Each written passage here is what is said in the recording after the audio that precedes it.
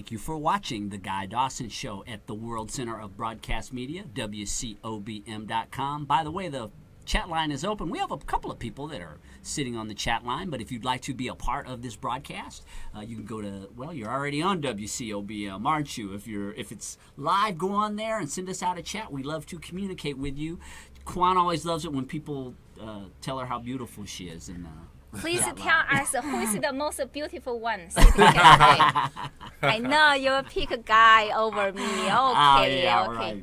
Right. We've been speaking with the dapper gentleman, Charles Whitby, and I've been sharing about how I am modeling his clothes today. He is doing a makeover of me, bringing me up to speed in my my attire, and I'm really looking forward to joining the new millennium in the clothes that I'm wearing.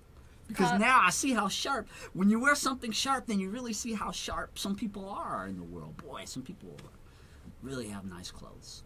You see more sharp people. You pay more attention. Yeah, I did. I have been. Definitely. It's like when you buy a car and you didn't realize how many other people have that car until you buy it. Right. It's like, wait a minute. I didn't realize there was so many cars like mine out on the street. It's just because once you have it, you pay more attention to it.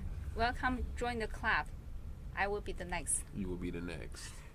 Do the clothes that you wear affect your business? I mean, obviously what you do is related around fashion, but really, do you feel like you get more customers? Absolutely. Based on the way that you look? Absolutely. What tends to happen, I have a perfect example. The other day, I was in Office Depot. I was on a phone call. I was shopping, but I was dressed as I always dress. Home Depot, okay. Office Depot. Office Depot, okay. At Office Depot to get a whiteboard because I do a lot of whiteboarding. So I'm in Office Depot, and the guy's like, man, you really look sharp. And I put the phone on mute and I say, hey, thank you. And the guy behind him was saying, hey, do you do fashion or something? And so I said, yeah, here's my card. So I put it out. And then he was saying that he was getting married coming up, and he wanted me to put him in a suit. So it's just there it is. When you are your own walking billboard. That's right. And so I mean, I've got a lot of leads like that where people have complimented how nice I looked, and we just turned it into a conversation. Hey, you like to dress too? Yeah, I like to dress. Well, here's my card. Let's talk. Let me give your number.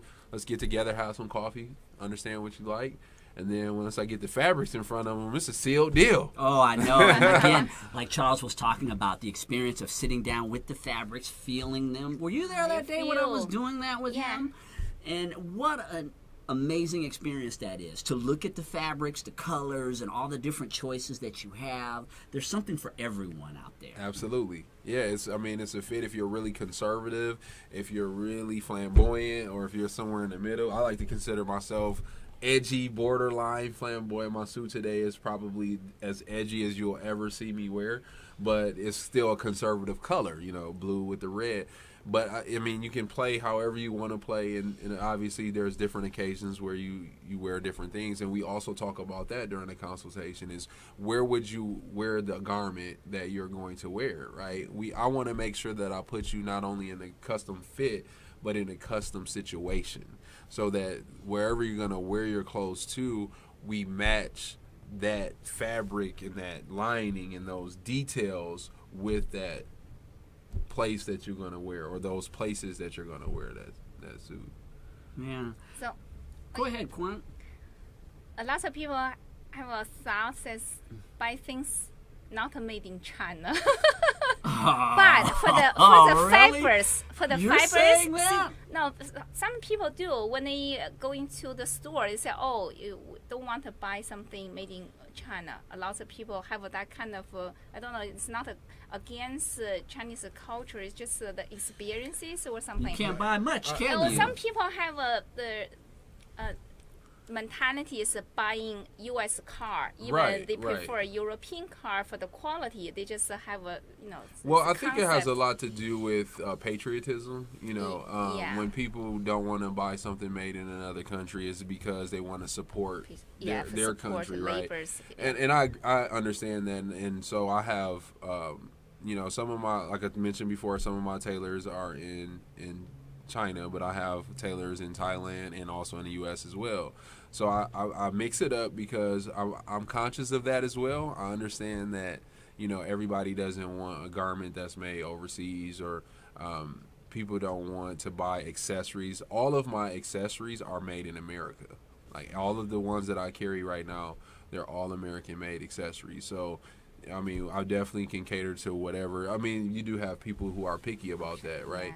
Yeah, and then again, it's just sometimes about supporting your own. I'm from Michigan, and in Michigan, if you didn't drive a GM car or a Ford car, I mean, everybody in the state, because the economy of Michigan is based around the auto. Well, it was at one time based around the auto industry, right? Because Ford, Chrysler, General Motors, all headquartered in Michigan. If you drove in a foreign car, you might get your car scratched, because they understood there's a direct relationship to buying the car and providing American jobs. Yeah, providing jobs. Yeah, exactly. And supporting families. Yeah, absolutely. So I understand that there's nothing wrong with that, and some people have strong opinions. Some people don't care. I saw something really interesting about, and I'm not a politician, and I'm neither for nor against Donald Trump, but I saw something very interesting that, Donald Trump has a line of clothes, and one of the suits, he's got this whole situation about immigration. And one of the suits that was a Donald Trump label suit said "Made in Mexico."